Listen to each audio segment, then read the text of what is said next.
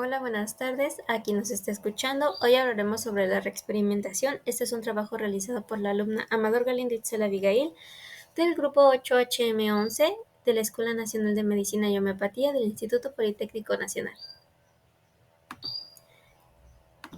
En los contenidos tendremos la introducción, los parágrafos, la historia clínica, el consentimiento informado, la bitácora, la discusión y las conclusiones. Como introducción tendremos que la experimentación pura, según Samuel Hahnemann, es una herramienta destinada a la curación de las enfermedades naturales, ya que con ella lograremos observar cómo curar lo similar con lo similar, según la ley de semejanza. El principio activo del medicamento homeopático, al ser aplicada en pequeñas dosis terapéuticas, curará a los enfermos que presenten síntomas semejantes a los determinados de este modo. Para esto, necesitamos investigar los síntomas que produce cada uno de los principios activos de estos medicamentos y así determinar sus posibles acciones terapéuticas.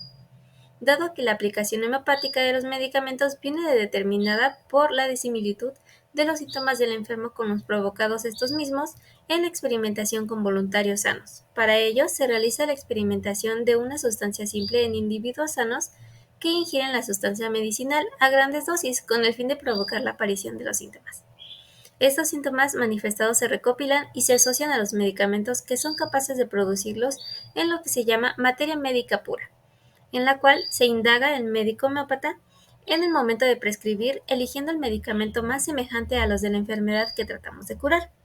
Cada sustancia medicinal debe emplearse completamente sola, perfectamente pura, sobre los voluntarios experimentadores sanos, lo que se puede realizar tomando la sustancia en crudo, dosis ponderales, o en estado dinamizado, dosis potenciadas. Además, es necesario determinar el carácter exacto o modalidad de los síntomas, que será lo que individualizará a cada medicamento.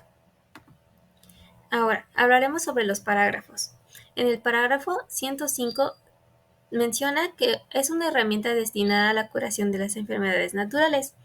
Para así, en los casos en los que se requiera un remedio, elegir uno de ellos de cuyo cuadro de síntomas se componga una enfermedad artificial que sea similar a la totalidad de los síntomas principales de la enfermedad natural a curar. En el parágrafo 108 se debe conocer todo el efecto patogénico de los distintos medicamentos, observando todos los síntomas morbosos provocados en una persona sana.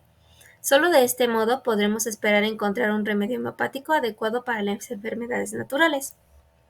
En el parágrafo 124 nos habla que para esos experimentos cada sustancia medicinal debe emplearse completamente sola y perfectamente pura, sin mezclar de otra sustancia extraña, sin tomar ninguno de otras más de la naturaleza medicinal el mismo día, ni tampoco en los días siguientes, ni durante todo el tiempo que queramos observar el efecto del medicamento. En el parágrafo 145 nos habla que en verdad solo con una cantidad muy considerable del medicamento conocidas con exactitud respecto a su manera pura de obrar, alterando la salud del hombre, podríamos estar en condiciones de descubrir el remedio homeopático, un análogo apropiado y artificial curativo para cada uno de los estados morbosos que existe en un número infinito para todas las enfermedades. En el parágrafo 128 nos habla que las observaciones más recientes han demostrado que las sustancias medicinales, cuando se toman en su estado crudo para el experimentador con el propósito de probar sus efectos peculiares, no manifiestan casi la cantidad de poder bastante que existe oculta en ellos, como lo hacen cuando son ingeridas con el mismo objetivo en diluciones altas potenciadas por trituración apropiada y por sucesión. En el parágrafo 133 nos habla que el experimentar cualquiera de las sensaciones particulares provocadas por el medicamento es útil, verdaderamente necesario, con el fin de determinar el carácter exacto del síntoma, tomar varias posiciones mientras dura aquella y observar.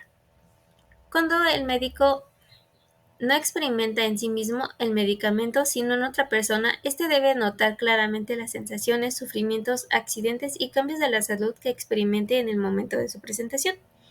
Mencionado a qué hora y después de la ingestión de la droga.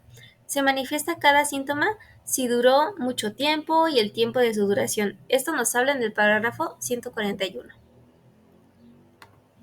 Ahora mostramos el consentimiento informado que firmó nuestra paciente, en donde damos a conocer cómo será empleado el medicamento ¿Y cómo será utilizado?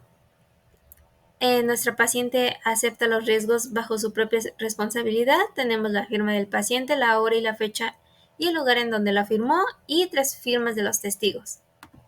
Ahora, en su historia clínica, su nombre completo, Leticia GB, su fecha de nacimiento del 22 de febrero de 1970, con una edad de 54 años, género femenino, una identidad sexual heterosexual, estado civil casada, una ocupación de ama de casa, con un domicilio de Avenida José, un teléfono de 5514, el responsable, Leticia GB, y un interrogatorio directo.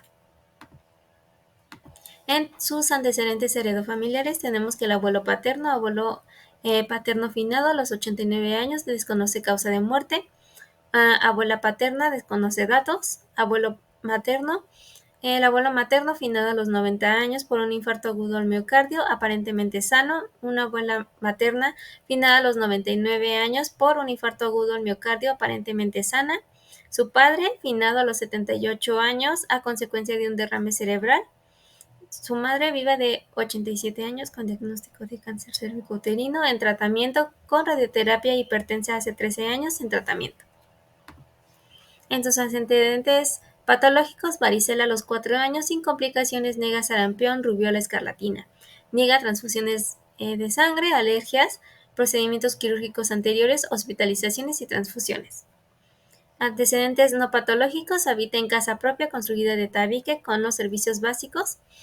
Cuenta con 4 habitaciones, comparte vivienda con 2 hijos y un esposo. Zoonosis positiva, un perro con vacunación completa. En la alimentación, verduras 7 días a la semana, frutas 7 días a la semana, cereales 2 veces a la semana, carne 2 veces a la semana, legumbres 6 veces a la semana. Buena en cantidad y calidad, cartilla de vacunación completa con un hemotipo B positivo. Ahora hablaremos sobre la bitácora que llevamos durante todo un mes para saber los síntomas que presentaba nuestra paciente al día. En la semana 1, el paciente no presenta ningún síntoma. Aquí se dio pulsatila 6 lóbulos cada 8 horas. En la semana 2, hasta el día 7 no presentaba síntomas. El día 7 presentó cefalea frontal pulsátil que agrava con lo caliente sin mejorías. Ansiedad por la noche y mejora al respirar. En el Vygotsky nos habla de pulsaciones frontales, mejora al aire libre, cefaleas por bebidas calientes, las cefaleas mejoran caminando al aire libre y la ansiedad mejora por la noche. Las primeras semanas aparecen los síntomas como observación. En la tercera semana tenemos que el día 1 presenta náuseas después de comer, mejoran con el frío. El día 2 existe una tos seca al amanecer con flemas amarillas acompañadas de dolor torácico. El día 3, una opresión del tórax al amanecer, mejora con el aire caliente. El día 4, empezamos a ver una mejoría de la cefalía y de la opresión. El día 5, tenemos un dolor de cadera con una mejoría al caminar. El día 6, tenemos un ardor en el epigastrio al despertar. Esto lo atribuye al consumo de grasas. Mejora después de estar al aire libre sin agravación. Y el día 7, tenemos una mejoría de las náuseas. En el Vygotsky nos habla de las náuseas como comer cerdo o aún por verlo o pensar en él después de comer, la tos seca al anochecer, los dolores torácicos peor durante la tos, mejor inclinado hacia adelante y puntadas erráticas. Los dolores en la cadera como dislocada, mejor caminando, el dolor en el epigastrio como una ulceración subcutánea, acidez, dispepsia con gran distensión después de comer y debe aflojarse la ropa para la mejoría. Como observaciones tenemos que en la semana 3 tenemos un empeoramiento de los síntomas. En la semana 4 podremos ver que la cefalea sí mejoró, las náuseas también mejoraron, el ardor del epigastrio no mejoró, la tos sí mejoró, la disminución del apetito no mejoró, los escalofríos sí, el dolor de cadera también mejoró, la opresión del tórax sí mejoró y el dolor de las articulaciones también mejoraron. En la discusión presentamos que en este proyecto nos ha permitido reconocer cómo el medicamento homeopático produce los síntomas similares a los de la enfermedad, después causando así la mejoría de estos mismos y los mecanismos de acción a nivel celular. Según los resultados vistos en este proyecto, el medicamento nos muestra la eficacia del mismo sobre la persona, causando diferentes tipos de síntomas y signos.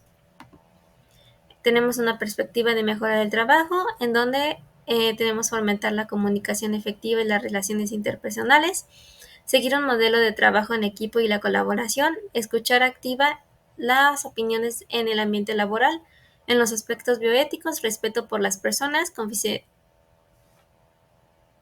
confidencialidad y anonimato, evitar juicios morales, bienestar del sujeto, vigilar el bienestar del sujeto a lo largo de su participación y, si es necesario, debe recibir las atenciones necesarias, incluyendo un posible retiro de la investigación.